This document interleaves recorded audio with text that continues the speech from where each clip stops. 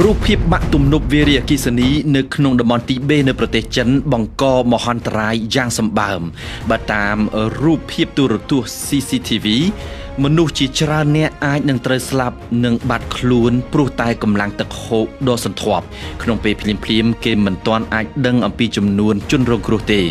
ក៏ប៉ុន្តែប្រធានាធិបតីចិនលោកស៊ីជីនពីងបានប្រកាសថាកិច្ចការចំពោះមុខហើយជាអាទិភាពបំផុតគឺត្រូវប្រើគ្រប់មធ្យោបាយដើម្បីស្វែងរកនិងជួយសង្គ្រោះអ្នកបាត់ខ្លួនត្រូវជំនះប្រជាជនទៅរកទីទួលមានសុវត្ថិភាពហើយត្រូវប្រញាប់ប្រញាល់ព្យាបាលអ្នករងរបួស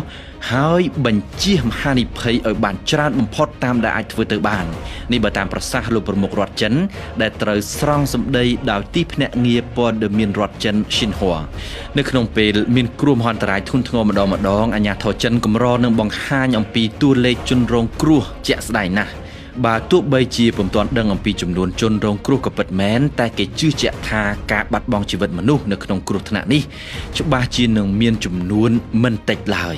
ការបាក់ទំនប់វារីអគ្គិសនីចិនមួយនេះបានជះឥទ្ធិពលគ្រោះថ្នាក់ធ្ងន់ធ្ងរទៅដល់ប្រជាជននេប៉ាល់ដែលរស់នៅតាមបណ្ដោយជ្រលងភ្នំនៃក្រុងនូវ៉ាគុតនិងដែលស្ថិតនៅជាប់ព្រំដែនទីបេរបស់ចិននៅរសៀលថ្ងៃពុធទី26សីហាអាជ្ញាធរនេប៉ាល់បានបង្ហាញតុល្យការបឋមថាមនុស្សយ៉ាងហោច19នាក់ស្លាប់សាកសពត្រូវគេរកឃើញជាបន្តបន្ទាប់ទន្ទឹមនឹងគ្នានេះដែរការិយាល័យទេសចរនេប៉ាល់បានបញ្ជាក់អំពីការបាត់ខ្លួនភ្ញៀវទេសចរ